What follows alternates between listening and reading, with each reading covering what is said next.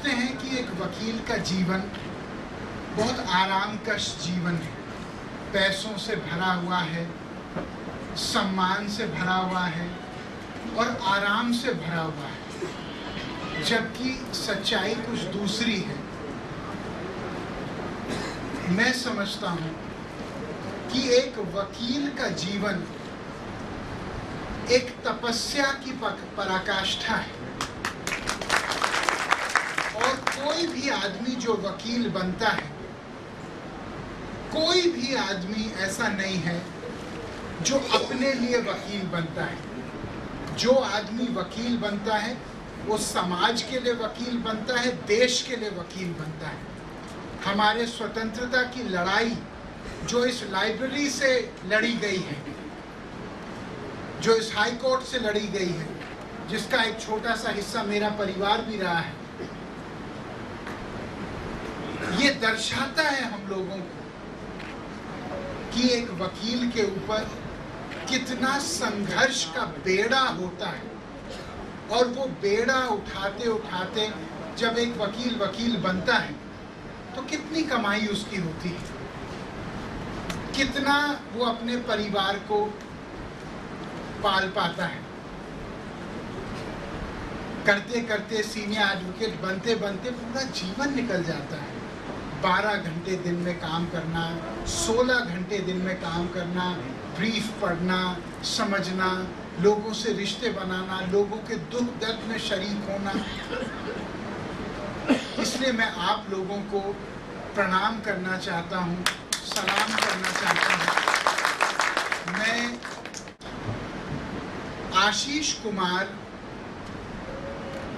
लुधियाना में एक नौजवान थे। उन्होंने एक दिन अपने भाई विनोद को पाया एक पुलिस अफसर के साथ, और विनोद को उन्होंने आखिरी बार फिर देखा। ना उसका शव मिला, ना विनोद कभी मिला। एक पुलिस अफसर उनके साथ गया था जिनका नाम था सुमेध सिंह सैनी। सीबीआई को लगा कि शायद सुमेध सिंह सैनी का इसमें कोई हाथ हो। उन्होंने मर्डर चार्जेस उनके ऊपर डाले। 94 लोगों की गवाही होनी थी। ये 1994 की बात है। आप देख सकते हैं कितने साल हुए हैं, और आज तक 94 लोगों में 3 लोगों की गवाही हुई। उनकी माँ जो 80 साल की थी, उन्होंने कहा मेरे अंतिम ये आपसे आग्रह है कि मैं अपने बेटे के पक्ष में गवाही देना चाहती हूँ। जब वो गई गवाही देने तो जज साहब ने कहा भोजन का समय हो गया, इसको रहने दीजिए। 1 हफ्ते बाद वो खत्म हो गया। ये परिवार को दिल्ली शिफ्ट करना पड़ा लुधियाना से, क्योंकि वो डर के मारे जी रहे थे। भाई पुलिस से दुश्मनी तो अच्छे भी लेना नहीं चाहते। और ये सुमेध सिंह सैनी जिनके ऊपर मर्डर चार्जेस थे, ये बाद में जाके पंजाब के डायरेक्टर जनरल ऑफ पुलिस बने, जिनके ऊपर मर्डर चार्जेस थे, और इस परिवार को दिल्ली शिफ्ट करना पड़ा। क्या ये न्याय है? पिछले महीने झारखंड के गढ़वा में एक 80 साल की महिला श्यामदेई कुंवर एक एसडीओ के पास गई। उन्होंने कहा कि भैया मैं बहुत तड़प रही हूँ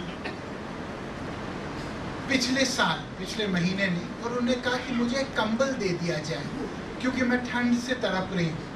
उन्होंने कहा ठीक है आप बाहर बैठिए। वो बैठे बैठे उसी रात वो गुजर गई। एक 80 साल की औरत एक कंबल के तलाश में उसको अपने प्राण देने पड़े। ओडिशा में गति बिरभर नाम का एक व्यक्ति नौरंगपुर का एक अस्पताल में गया, जिला अस्पताल में। उसने एक बच्चे के शव को अस्पताल के जमीन पर रखा। डॉक्टर ने कहा ये क्या बदतमीजी है, ये क्या है, ये कौन है? उसने कहा ये मेरा बेटा है, मेरे पास पैसे नहीं हैं इसके अंतिम संस्कार करने के लिए, आप देख लीजिए, और चला गया।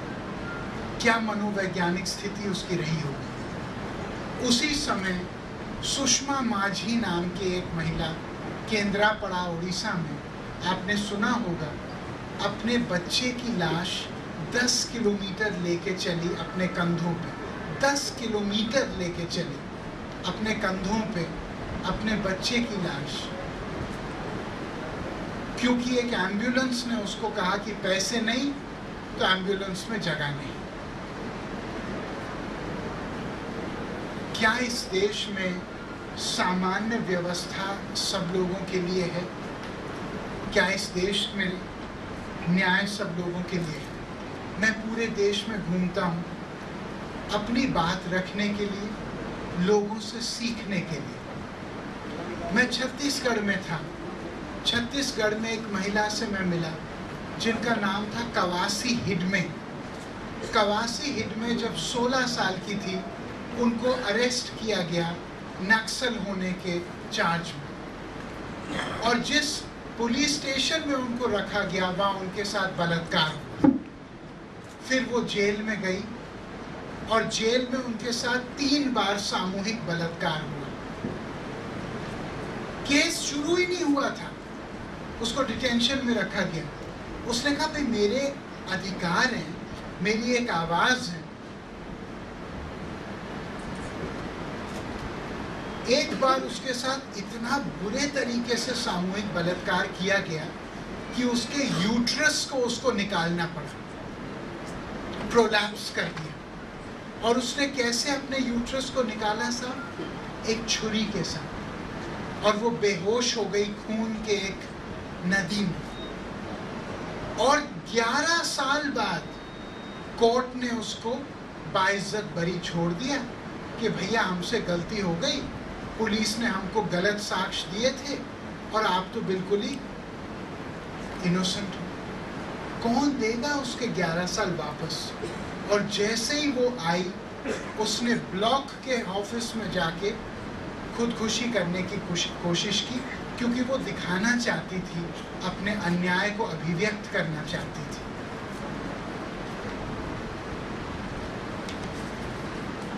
पिछले महीने मैंने एक कहानी पढ़ी। कहानी क्या, एक सच्चाई को पढ़ा। 2005 में लखनऊ में एक 13 साल की लड़की का गाड़ी में बलात्कार हुआ। लड़की का मैं नाम नहीं लूंगा। और जो व्यक्ति, जो मुख्य आरोपी था, 4 साल तो यही इसी में लग गए कि क्या ये नाबालिग है या क्या ये परिपक्व आदमी था करने में, जबकि उसके स्कूल रिकॉर्ड्स, उसके कॉलेज रिकॉर्ड सब कह रहे थे कि ये नाबालिग। चलिए कि वो आदमी थे, फिर भी ये केस चलता रहा। जो मुख्य आरोपी थे उनका नाम श्री गौरव शुक्ला था। ये मैंने कहानी कैसे पढ़ी? क्योंकि 2014 में ये लोकसभा चुनाव उन्नाव से लड़े और इतने वर्ष में इनकी शादी हुई, इनके बच्चे हुए, ये चुनाव लड़े, और वो जो 13 साल की बच्ची थी उसका जीवन नष्ट का नष्ट रहा। फाइनली पिछले साल इनका कन्विक्शन हुआ। जब हम अन्याय की बात करते हैं तो हम लोग किसानों को कैसे छोड़ें? आपने पिछले महीने देखा टीवी पे कि तमिलनाडु के हमारे किसान भाई जंतर मंतर पे आए। उनकी ये नौबत थी, उनको अपना दुख जाहिर करने के लिए अपना पेशाब पीना पड़ा। उनके साथ कपाल थे, खोपड़ियां थी उन किसानों के, जो उनके गांव से जिन्होंने आत्महत्या की गरीबी के कारण। केरला के एक किसान एनटी जोसेफ ने 3 लाख रुपए का लोन लिया अपनी बेटी को नर्स बनाने के लिए, और ये नर्स बनाने के लिए लिया लोन। बेटी नर्स बनी, गोल्ड मेडलिस्ट बनी, लेकिन उसकी तनख्वाह कितनी थी? 8,000 9,000 रुपए महीने। धीरे धीरे उसने प्रयास किया कि वो चुकाए, और जब 6 साल बाद उनके 3 लाख में मात्र 35,000 रुपए बकाया थे, उनके बच्चों को, उनकी बेटी को, बहू को अरेस्ट करके जेल में डाला, घर की कुर्की कराई और पूरे घर में पतीले तक बेच दिए वापसी करने के लिए। चलिए, कानूनी कार्यप्रणाली है। मैं ये पूछना चाहता हूं, 2001 से 2,96,000 करोड़ माफ किए गए हैं इस देश में। 2001 से 2,96,000 करोड़, उसमें से कितने गरीब लोगों के लोन माफ किए गए मैं आपको बताता हूं। 2,96,000 करोड़ में से 2,20,000 करोड़ जो माफ किए गए हैं वो देश के 30 सबसे बड़े औद्योगिक घरानों के घर लोन माफ किए गए हैं। अच्छा, चलिए, आपने माफ किए क्योंकि देश आर्थिक गति पकड़े, आपने माफ किए कि रोजगार पैदा हो। एक व्यक्ति का, मैं नाम नहीं लेना चाहता, उचित नहीं समझता, 48,000 करोड़ एक इंडस्ट्रियल ग्रुप का माफ किया गया है। 48,000 करोड़। और वो आदमी, पूरे उसके इंडस्ट्री में कितने लोग काम करते हैं? मात्र 2,400। मैं पूछना चाहता हूं, अगर इलाहाबाद में जो विद्या की धरती है, जो क्रांति की धरती है, जो विचारों की धरती है, इस इलाहाबाद में अगर हम 500 करोड़ का भी निवेश कर दें, क्या हम 2,000 नौकरियां पैदा नहीं कर सकते? वहां तो 48,000 करोड़ माफ किया गया कि देश की आर्थिक गति कम ना हो। मैं ये पूछना चाहता हूं, क्या ये न्याय है? पिछले साल मैं महाराष्ट्र गया, क्योंकि मैं एक किताब लिख रहा हूं जो अगले साल आएगी, गांव का आर्थिक भविष्य क्या। मैं महाराष्ट्र में गया, मैं लातूर में गया, जो सबसे पानी ग्रस्त इलाका है, सूखा ग्रस्त इलाका है, पानी की किल्लत से लोग मर रहे हैं। लातूर में जो जलाशय है वो 8% फुल है। 3,222 किसानों ने महाराष्ट्र में 2015 में आत्महत्या की। 3,228। अगर आपको लगता है ये कम है तो मैं आपको एक गणित दे दूं कि तालिबान का तो नाम आपने समझा है, सुना है। पूरे तालिबान के रिकॉर्डेड मौत 3,400 और एक प्रदेश में 3,228 लोगों ने आत्महत्या की है। और उसका मेन कारण पानी है।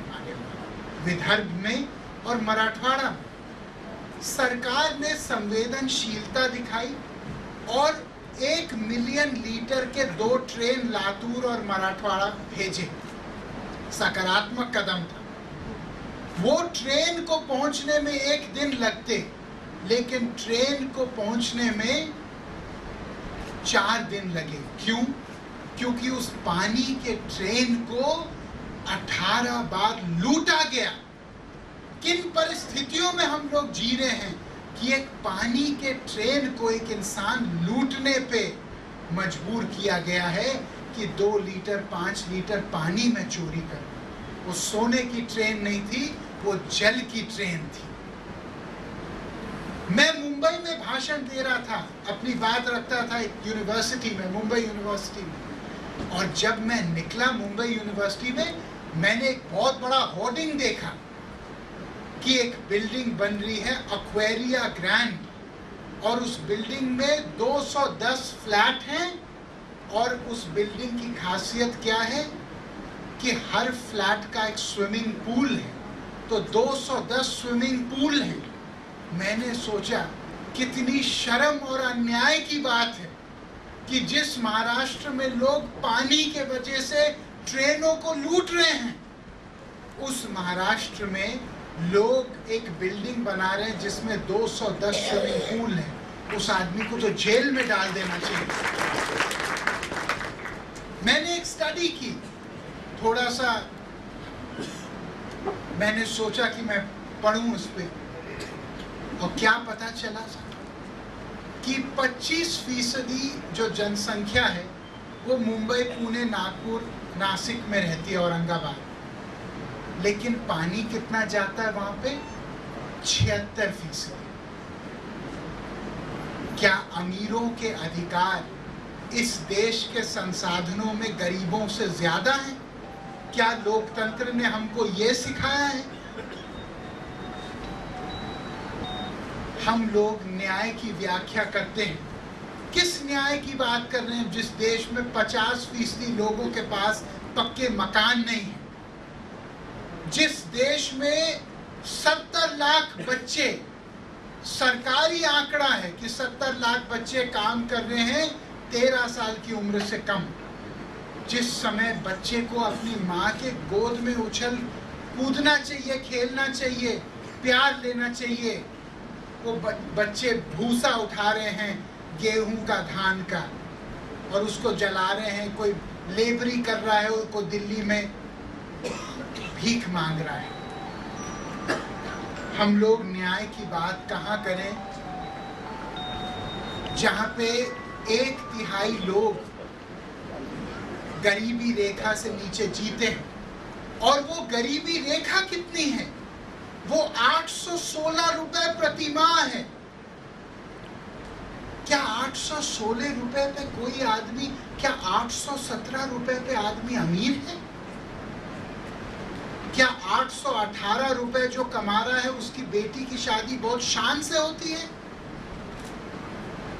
इसका उत्तर आप मेरे से बेहतर जानते हैं।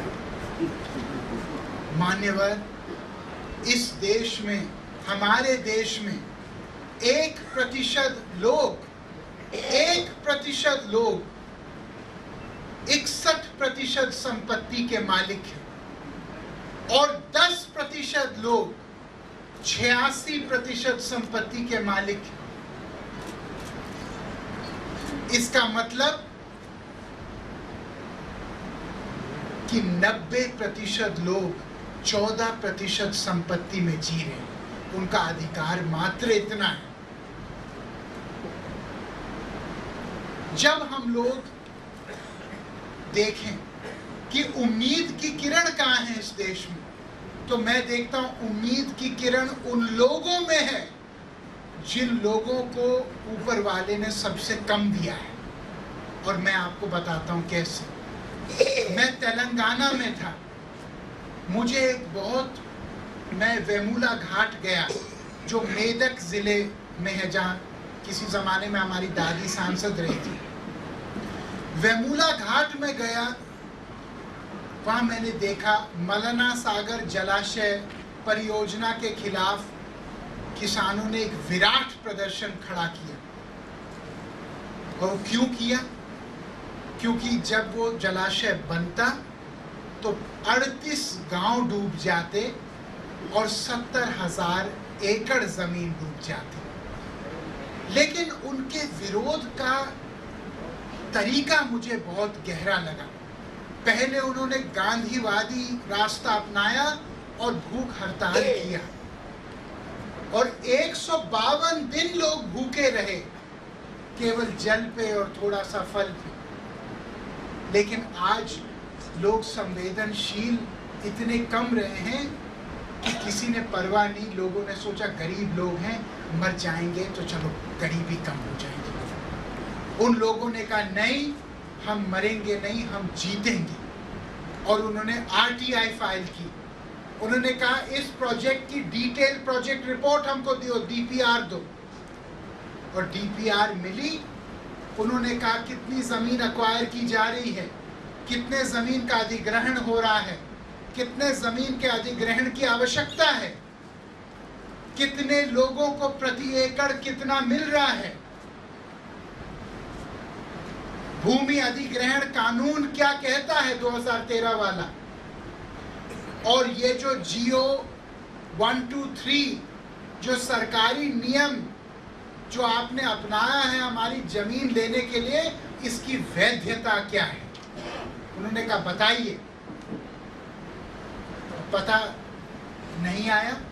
फिर वो हैदराबाद ऑनरेबल हाई कोर्ट गए और हाई कोर्ट ने उनको न्याय दिया। हाई कोर्ट ने कहा बताइए, और पता चला साहब कि वो 40,000 रुपए पर एकड़ दे रहे थे, जबकि जमीन के भाव वहां 20 लाख रुपए एकड़ थे। पता चला कि वो केवल कॉम्पेंसेशन उन लोगों को दे रहे थे जिनके पास 5 एकड़ जमीन थी, जबकि 90% लोग ऐसे थे जिनके पास 5 एकड़ जमीन नहीं थी। जो शिल्पकार थे, जो सीमांत किसान थे, जो भूमिहीन मजदूर थे, उनका तो कोई नाम ही कॉम्पेंसेशन में नहीं था। तो उन्होंने कहा ये इलीगल है, ये अवैध है और इसको स्क्रैप किया जाए। ये गरीब लोगों का किया हुआ काम। मैं नासिक में था। नासिक में एक ब्लॉक है सिनार। सिनार क्यों प्रतिष्ठित है? क्योंकि यहाँ सबसे कम पानी का स्तर होता था। पानी 450 फुट पे होता था। एक फसल भी नहीं आती थी। एक 75 साल की महिला ठाकुर भाई महादेव गुरुले ने कहा, मेरे पता नहीं कितने साल जमीन पे बाकी हैं, मैं अब कुछ करके दिखाऊंगी। 75 साल की एक माँ ने, एक दादी ने, उन्होंने एक आंदोलन छेड़ा कि हम कुएं खोदेंगे, हम वाटर हार्वेस्टिंग करेंगे।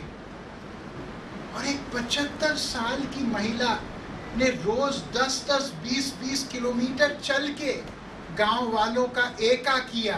कहा बेटा, पानी नहीं तो जीवन नहीं।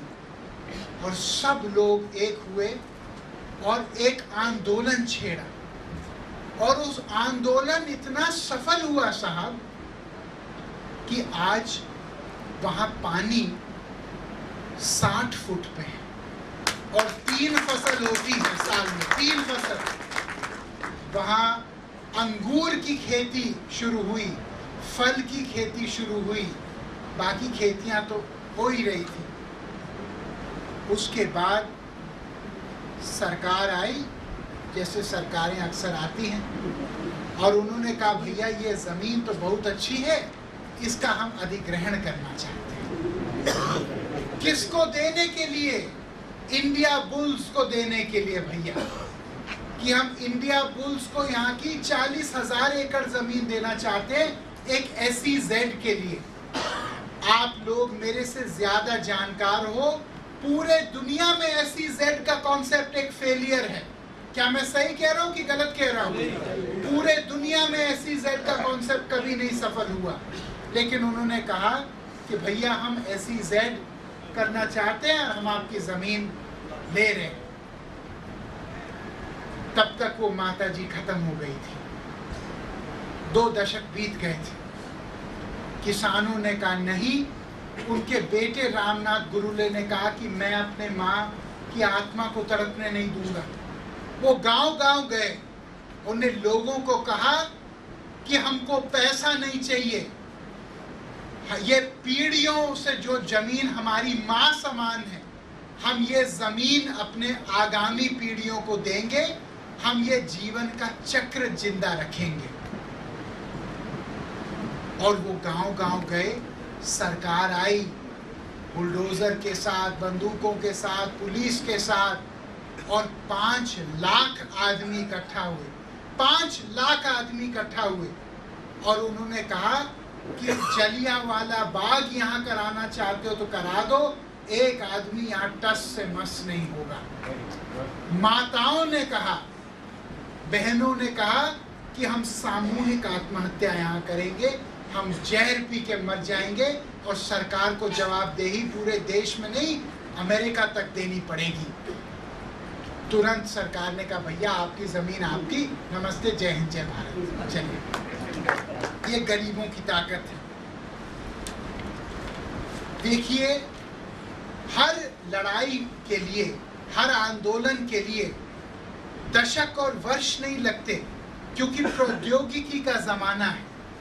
आज 15 करोड़ लोग फेसबुक पे हैं, 16 करोड़ लोग व्हाट्सएप पे हैं।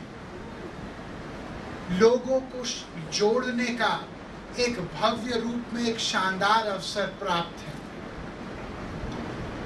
बैंगलोर में एक स्टील फ्लाईओवर प्रोजेक्ट बन रहा था। और वो स्टील फ्लाईओवर प्रोजेक्ट 1800 करोड़ का था। उसके तहत 1800 जो सबसे प्राचीन वृक्ष थे, पीपल, बरगद, उनको काटा जा रहा था।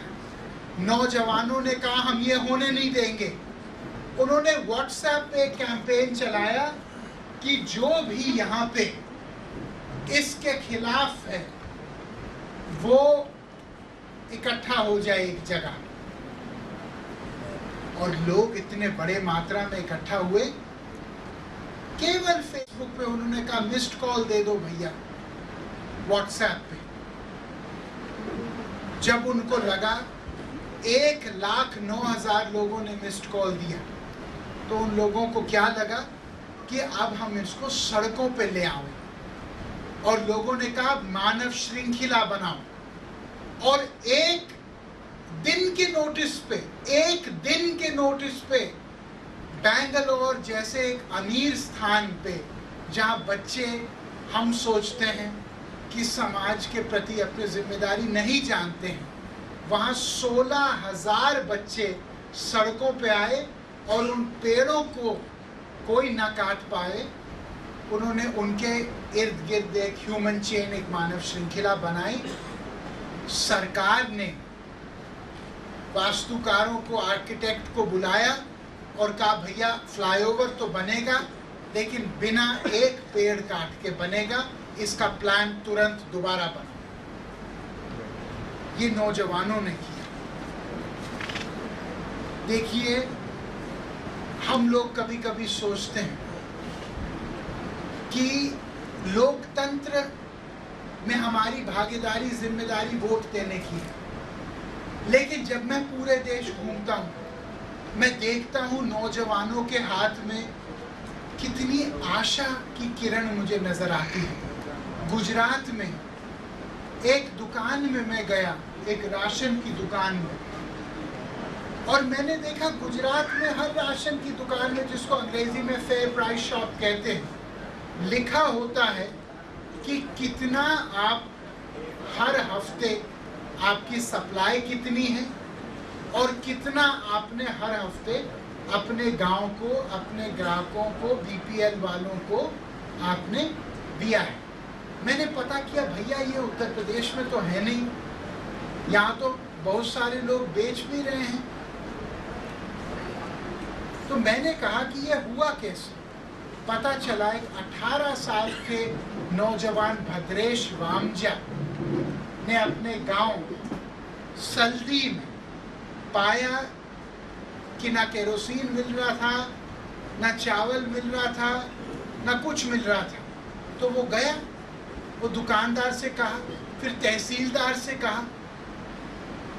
फाइनली उसने आरटीआई फाइल की, डीएमएसपी आए और पता चला कि जितने लोगों के नाम लिखे थे कि इतने को इतना दिया, इनको इतना दिया, पता चला एक भी आदमी को उस गांव में एक भी चीज़ नहीं मिली।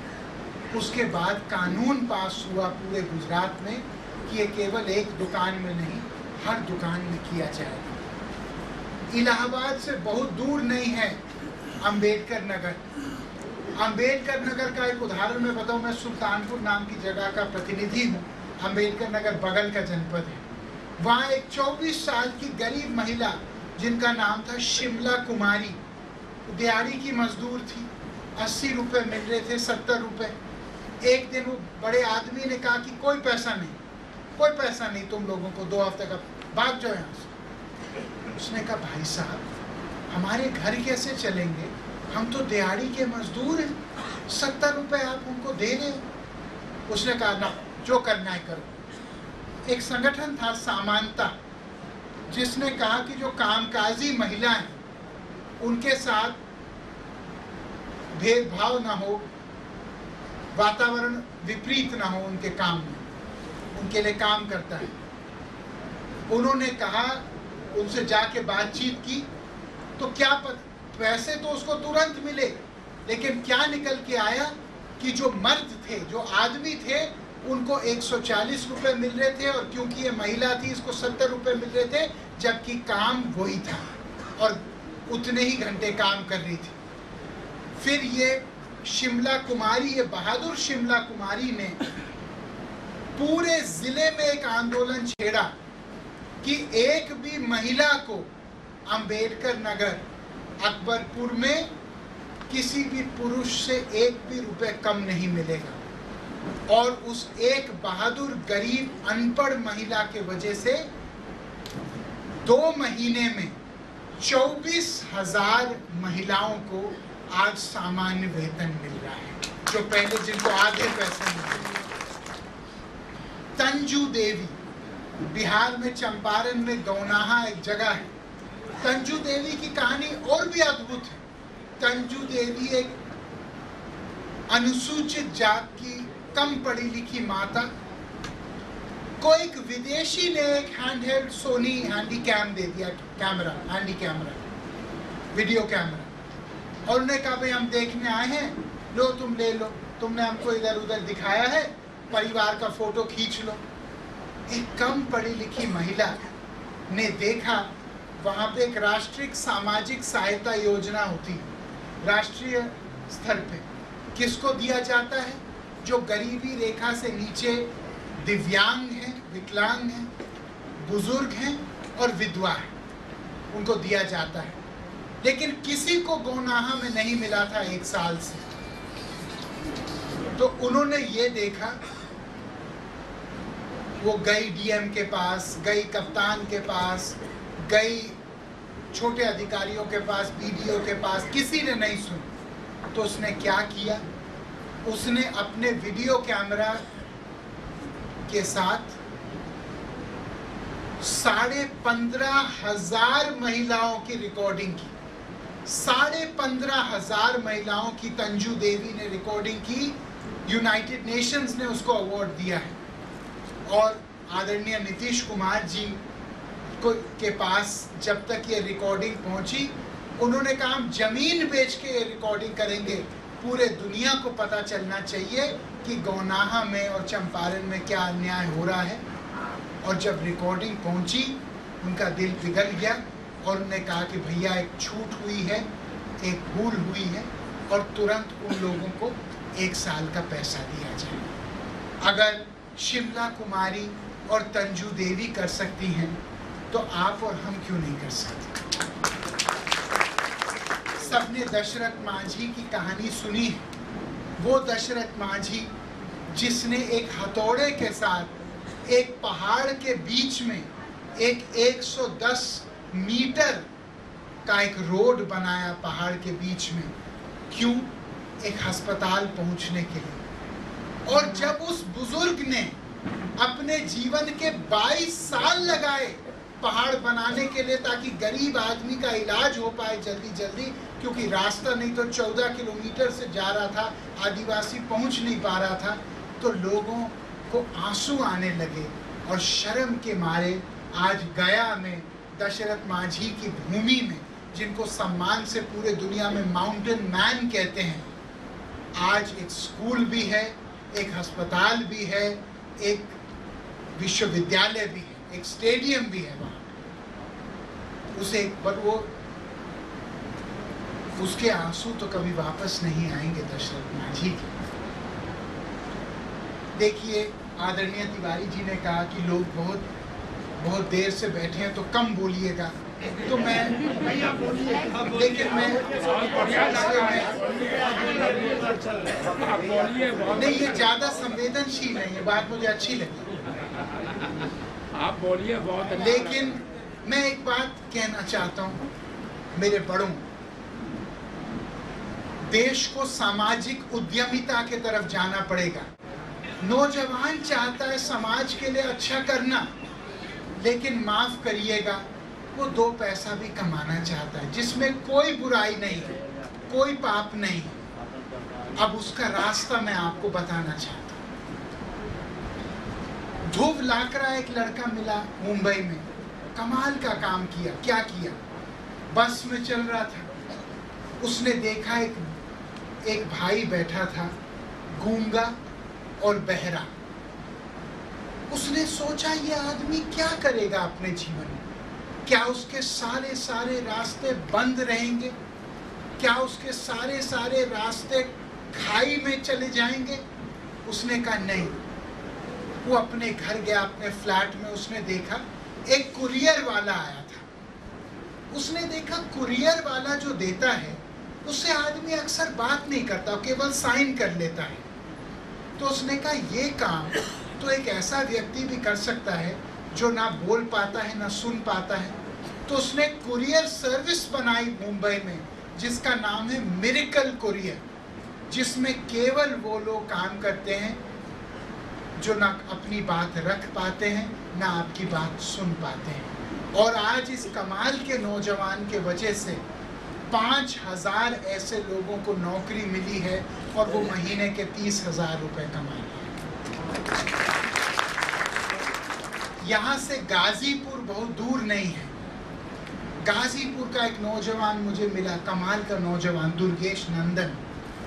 दुर्गेश लखनऊ में रह रहे थे। उन्होंने क्या पाया कि आप बरेली जाओ, बनारस जाओ, इलाहाबाद जाओ, आपको क्या मिलेगा कि जो आदमी रिक्शा चला रहा है वो एक तरीके से मजदूर है।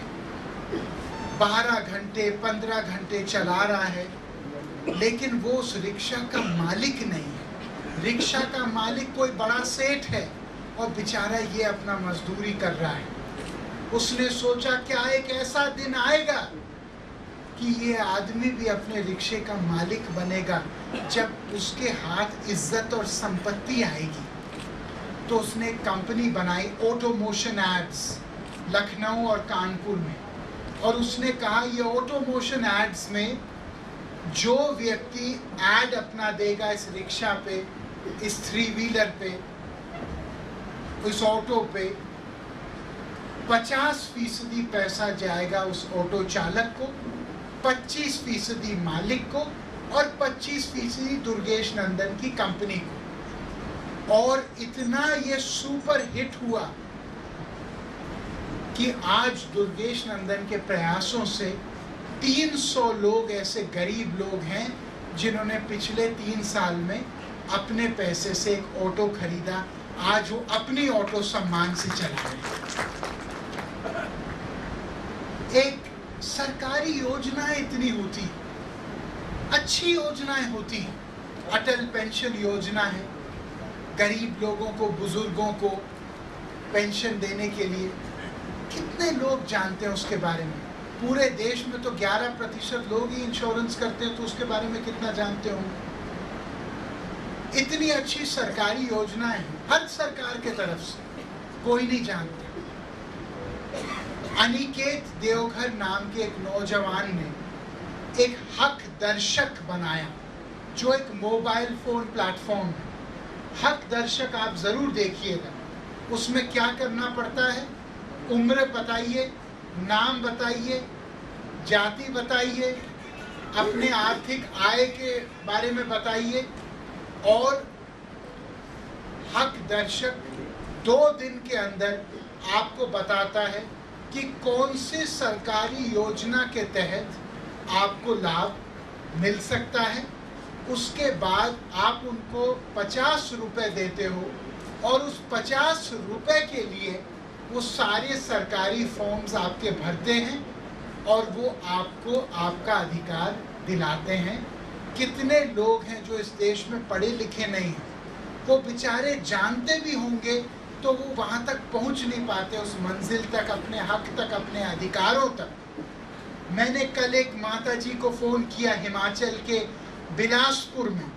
मैंने कहा माता, मैं वरुण गांधी बोल रहा हूँ। पहले तो उसने सोचा मजाक में कर रहा हूँ, लेकिन जब उसको यकीन हुआ तो मैंने उसको कहा कि क्या आपने हक दर्शक में आपका नाम है, क्या आपको वाकई लाभ मिला? उसने कहा हाँ बेटा, पहले मुझे 400 रुपये मिलते थे, अब मुझे 3,200 रुपये मिलते हैं। मुझे अच्छा लगा। अनिकेत देवघर भी कमाएगा, गरीब भी कमाएगा। धारावी डायरी, धारावी आज दुनिया का सबसे बड़ा स्लम है, एशिया का तो है ही। कितने करोड़ों लोग रहते हैं गरीबी में। एक नवनीत रंजन नाम का एक व्यक्ति आया अमेरिका से। उसने कहा मैं इन पे एक फिल्म बनाऊंगा। फिर उसको शर्म आई। उसने कहा मैं इनकी गरीबी बेच के क्या करूंगा, मैं इनकी गरीबी दूर ही क्यों ना करें। और उसने क्या किया, पहले इसने इनको पढ़ाया, इंग्लिश पढ़ाया, रसायन पढ़ाया, गणित पढ़ाया, लेकिन उसने कहा कि पढ़ाने में तो अरसा लग जाएगा, इन लोगों को पैसे की आवश्यकता है, ज्ञान की तो बाद में आवश्यकता है, इनको आर्थिक रूप से आत्मनिर्भर करना है। तो उसने उनको कंप्यूटर की कोडिंग सिखाई, और कंप्यूटर की कोडिंग सिखाई MIT ऐप इन्वेंटर से। और साहब 600 महिलाओं ने, मैं तो पुरुषों की बात नहीं करता, 600 बहनों ने ऐप बनाया है जो आज गूगल प्ले स्टोर पे आप खरीद सकते हो। मैंने 2 ऐप का जिक्र आपके सामने करना है। एक बहन फौजिया असलम अंसारी जो 14 साल की है, उसने एक ऐप बनाया है जो आप ज़रूर देखिए, जिसका नाम है पानी है जीवन। ये ऐप क्या करता है कि क्योंकि स्लम में पानी के ऊपर झगड़ा बहुत होता है, आप जानते हैं, और पानी कब आएगा कोई पता नहीं है। पूरे दिन माताएं अपने बाल्टी के साथ बैठे रहती हैं और ज़ाया होता है समय। तो फौजिया ने एक ऐप बनाया, 14 साल की उम्र में बेटी की वाल्व और पंप इंजीनियर से आप टाई अप करेंगे, पानी कितने बजे आएगा, कितने समय के लिए आएगा, ये आपको ऐप एक दिन पहले बताता है। और एक ऑनलाइन क्यू आपके लिए बनाता है, लाइन बनाता है कि इतने घंटे पानी आ जाएगा, इतने लोग हैं जो पानी के हकदार हैं, इच्छुक हैं।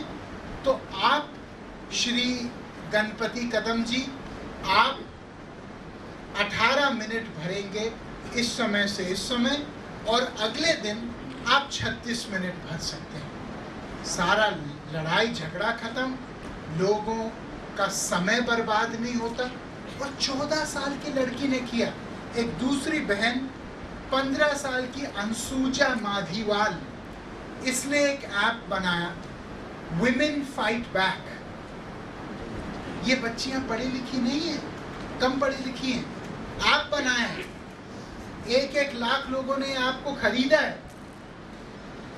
और वुमेन फाइट बैक क्या करता है, आपके फ़ोन पे इमरजेंसी 100 कॉन्टैक्ट लेता है, वो कॉन्टैक्ट को आपके सबसे पड़ोसी पुलिस स्टेशन को देता है। आपके फ़ोन पे एक बटन होता है, उस ऐप पे आप जैसे ही उसको बटन प्रेस करो, वो 100 लोगों तक आपका एक डिस्ट्रेस अलार्म जाता है, एक पीड़ा का एक अलार्म जाता है कि मैं खतरे में हूँ। और आपकी लोकेशन मैपिंग भी होती है कि आप किस स्थान पे हो। वो लोकेशन मैपिंग पे मात्र 30 सेकंड लगते हैं, और 100 लोगों जो आप नाम आप देते हो उन तक आपकी सूचना हो जाती है कि मैं खतरे में हूँ। पुलिस स्टेशन में सूचना होती है और आपका स्थान पता चलता है। ये 15 साल की बेटी ने बनाया। मैं दिल्ली में था, मैं अंकित क्वात्रा से मिला। अंकित क्वात्रा फीडिंग इंडिया चलाता है। मैं चाहता हूँ ये काम आप इलाहाबाद में करें। वो काम क्या है? वो काम ये है कि हम शादियों में जाते हैं, हम देखते हैं कि बहुत खाना होता है, उसमें भोज होता है, लेकिन जब हम जाते हैं हम ये भी देखते हैं कि बहुत सारा भोज ज़ाया होता है, वेस्ट जाता है। अंकित क्वात्रा ने जो फीडिंग इंडिया बनाए, वो एक काम करता है कि जितने होटल हैं, रेस्टोरेंट हैं, मैरिज हॉल हैं, रईसों के फैक्ट्रियां हैं, घर हैं वगैरह, जो भी साइन करता है वो जाता है, उस खाने को लेता है, उसकी सफाई करता है और गरीबों को वो खाना सम्मान समेत देता है उसी दिन। आज दिल्ली में 18,000 लोग जिनको 2 वक्त की रोटी नहीं मिलती थी, आज उनको सम्मानपूर्वक खाना रोज़ का मिल रहा है, 2 वक्त की रोटी। ये काम मैं अपने ज़िले में भी शुरू किया है। और मैं इस बार सुमित्रा महाजन जी के पास भी गया और मैंने हाथ जोड़ के उनसे आग्रह किया कि माता जी, पार्लियामेंट में भी इतना खाना रोज़ ज़ाया जाता है, क्यों नहीं हम एक उदाहरण देश में पेश करें और इस खाने को साफ करके हम गरीबों में बांटें। ऐसे उदाहरण सामने आते हैं जो हमको मजबूर करते हैं लड़ने के लिए देश के लिए। मैं आंध्र प्रदेश में था, श्रीकांत बोला नेत्रहीन पैदा हुआ। वो साइंस पढ़ना चाहता था 11वीं और 12वीं में। उसको कहा कि भैया एक अंधे व्यक्ति को हम साइंस नहीं पढ़ा सकते, क्योंकि आप एक्सपेरिमेंट करोगे कैसे, आप ये सब करोगे कैसे, नहीं कर पाओगे। वो कोर्ट गया, कोर्ट ने उसको न्याय दिया। कोर्ट ने कहा पढ़िए जो आपको पढ़ना है, हम आपके साथ। और वो पढ़ा और 12वीं क्लास में उसको साइंस में 99% मार्क्स मिले। आंध्र प्रदेश को उसने टॉप किया। उसके बाद वो IIT जाना चाहता था। IIT ने उसके साथ अन्याय किया। IIT ने कहा बेटा हम तुमको कैसे ले सकते, तुम एंट्रेंस एग्जाम नहीं दे सकते, क्योंकि तुम्हारे साथ यहाँ रहेगा कौन, तुमको कौन ले जाएगा मेस तक, कौन ले जाएगा कैंटीन तक, ये सब कैसे होगा, हम पे ये प्रावधान नहीं है भैया, हम नहीं कर पाएंगे। उसने कहा ठीक है, IIT मुझे नहीं लेगी, मैं दुनिया के सबसे बड़े प्रौद्योगिकी यूनिवर्सिटी में जाऊंगा, MIT में। और उसने अमेरिका में MIT में अप्लाई किया और वो पहला हिंदुस्तानी है जिसको MIT ने एक फुल स्कॉलरशिप दिया, वो अंधा आदमी। वो MIT में गया, MIT में उसको गोल्ड मेडल मिला, जो आज तक कोई हिंदुस्तानी को नहीं मिला, एक नेत्रहीन व्यक्ति को गोल्ड मेडल मिला। गूगल, ऑरेकल, माइक्रोसॉफ्ट उसके पास आए और कहा श्रीकांत आप प्लीज हमारे को ज्वाइन करिए बेटा। उसने कहा नहीं, मैं अपने देश का सपूत हूँ और मैं अपने देश के लिए कुछ करने आया हूँ, मैं अमेरिका को और अमीर करने नहीं आया। और वो वापस आया। उस नेत्रहीन व्यक्ति ने एक उद्योग शुरू किया जिसका नाम है बॉलेंट इंडस्ट्रीज। आज बॉलेंट इंडस्ट्रीज एक 250 करोड़ रुपए का उद्योग है। और बॉलेंट इंडस्ट्रीज की खासियत क्या है कि उसमें 80% लोग जो काम करते हैं वो नेत्रहीन। कितनी बड़ी बात। कुछ दिन पहले मैं दिल्ली में था, मैंने एक महिला के बारे में पढ़ा, शन्नो बेगम। शन्नो बेगम क्यों मशहूर है?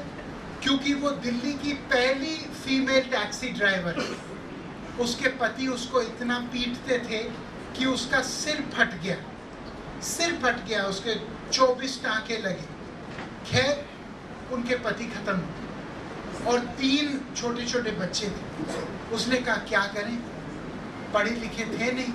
उन्होंने कहा पहले नौकरानी का काम करते हैं, उसमें बहुत कम पैसे मिले। कहा ठीक है हम खाना बनाना सीखते हैं, उसमें थोड़े ज़्यादा मिले।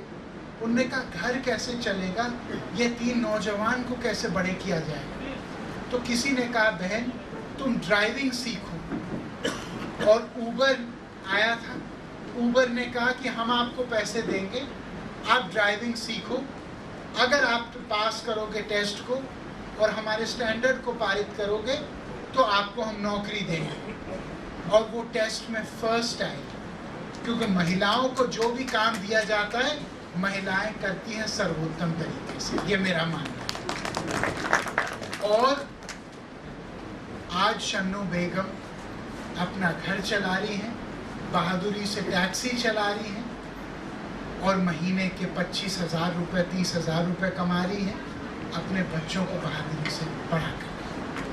देखिए, हाँ जी, मैं ये अंत में कहना चाहता हूँ, मैं जब राजनीति में आया तो मैंने सोचा कि पहले मैं अपनी आवाज़ जानूं, मैं कुछ करूं। 3 साल पहले मैंने एक संकल्प लिया कि जो किसान ने आत्महत्याएं की हैं या जो किसान आत्महत्या के कगार पे हैं, उनके लिए हम शांति से बिना टीवी पे आए, बिना हल्ला किए क्राउड फंडिंग करेंगे। मैं जब इलाहाबाद आया तो अनिल तिवारी ने मुझे 1 लाख रुपए दिए इलाहाबाद के 2 किसानों के लिए। मैं उनके तरफ से आपको धन्यवाद करता हूँ। और मुझे अनिल तिवारी ने एक ही बात बोली कि पैसा तो मैं आपको दे रहा हूँ, लेकिन किसी को पता नहीं होना चाहिए कि मैं ये दान कर रहा हूँ। ये बड़प्पन। और मैंने ऐसे लोगों के सहारे पूरे उत्तर प्रदेश में 22 करोड़ 68 लाख इकट्ठा किया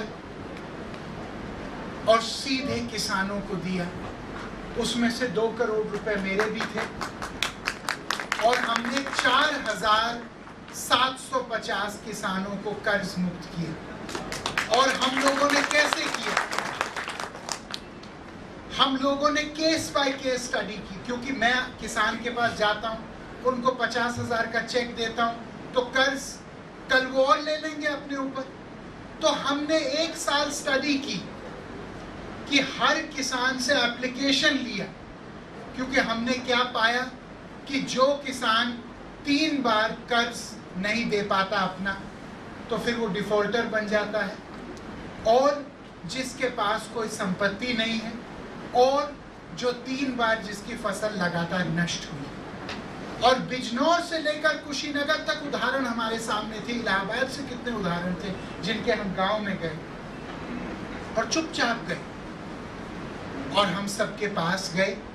हमने सबसे, नौजवानों ने हमारी मदद की जैसे हमेशा करते हैं, उनको भेजा और कहा कि इनका पहले रूपरेखा खाका तैयार करिए कि ये इनके गरीबी का कारण, संपत्तिहीनता का कारण क्यों है। और जब पता किया तो हमने स्टडी किया और फिर हर आदमी के लिए हमने अलग एक इकोनॉमिक मॉडल बनाया, एक आर्थिक खाका तस्वीर तैयार की और फिर उनको बचाने के लिए हम प्रयासरत रहे। इस वर्ष हम लोग एक नया आंदोलन छेड़ने वाले हैं और मैं चाहता हूं उसकी शुरुआत इस इलाहाबाद की क्रांतिकारी भूमि, ऐतिहासिक धरती से हो। वो है गरीबों के घर बनाने के लिए। और मेरा ये जो मैंने सुल्तानपुर से पिछले साल 100 गरीबों के घर बनाए थे, क्योंकि मैं सांसद सुल्तानपुर से बना हूं, लेकिन मैं सांसद सुल्तानपुर का अकेले नहीं हूं, मैं हिंदुस्तान का सांसद हूं।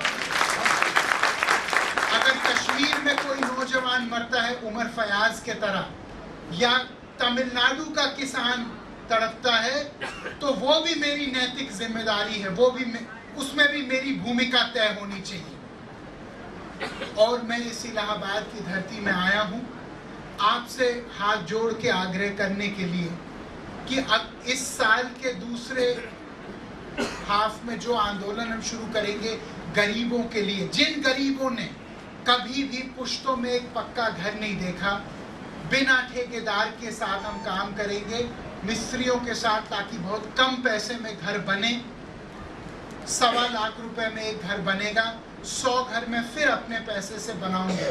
क्योंकि लेकिन मैं चाहता हूं तब जब मैं झोली फैला के यहाँ आऊं तो आप लोग भी एक एक गरीब की पीड़ा को अपना समझ के सब लोग थोड़ा थोड़ा मदद करिए। देखिए, अगर ये देश को, इस भारत को हम एक महाभारत बनाएंगे तो ये अपने खून और अपने पसीने से बनाएंगे। अमेरिका से जो निवेश आएगा उस पे ये महाभारत नहीं बनने वाला, माफ करिएगा। मैं यहाँ आया हूँ न्याय की व्याख्या पे बात करने के लिए। न्याय के रक्षक हम सब हैं, हम सब वकील नहीं हैं, लेकिन न्याय की परिधि से हम बाहर नहीं हैं। और इस देश में जब तक समाज के अंतिम व्यक्ति के अधिकार उतने नहीं होंगे जितने हमारे बच्चों के होंगे, तब तक न्याय की व्याख्या की चिंता और उसका चिंतन होना पड़ेगा निरंतर रूप से। आज मैं आपके सामने आया हूं, एक गोष्ठी के नाते आया हूं, लेकिन एक गोष्ठी के वजह से नहीं आया। मैं एक परिवर्तन का बीज आपके अंदर डालने आया हूं, एक क्रांति का बीज डालने आया हूं। इस इलाहाबाद के वजह से आज हमारा परिवार जो भी है वो इस इलाहाबाद के वजह से, पवित्र धरती के आशीर्वाद से। मैं अंत में इतना ही कहना चाहता हूँ, क्योंकि जब भी मैं यहाँ आता हूँ तो मुझे एक अपनत्व लगता है, अपनापन लगता है, और मुझे कहीं ना कहीं इस हवा में, इस पानी में, इस मिट्टी में मैं अपने आप को पाता हूँ। और मैं अंत में यही कहना चाहता हूँ, आप में से सारे लोग बहुत बड़े बड़े आदमी हो, लेकिन आप जब जीवन जियो, जब आप कोई भी कदम उठाओ, तो उस आदमी की शक्ल याद रखना जो सदैव पीड़ा में जी रहा है। उस आदमी को याद करना जिसके जीवन के 70 साल में कोई उससे तमीज से बात नहीं करता। कितने अरबों खरबों आत्माएं पैदा हुई हैं इस देश में और मर गई हैं सड़कें, जिनको किसी ने कभी आप कह के नहीं पुकारा। मैं इस नई सोच का बीज यहाँ डालने आया हूँ। मैं चाहता हूँ कि इलाहाबाद मेरा नेतृत्व करे, ना कि मैं इलाहाबाद का नेतृत्व करूं। ये सम्मान देके मैं आप सब लोगों का बहुत बहुत शुक्रगुजार हूँ। मैं आपका ऋणी हूँ, और मैं यही कहना चाहता हूँ कि जो हम 4 घंटे देरी से आए उसकी माफ़ी आप मुझे दे दीजिए। हिंदुस्तानी आदमी में तो माफ़ी ही माफ़ी है। और मैं ये चाहता हूँ कि माफ़ी के साथ आप मुझे अपनी दुआएं भी दें, क्योंकि मैं ज़िंदगी पैसे कमाने के लिए नहीं जी रहा, मैं दुआएं कमाने के लिए जी रहा हूँ। धन्यवाद। जय हिंद, जय भारत।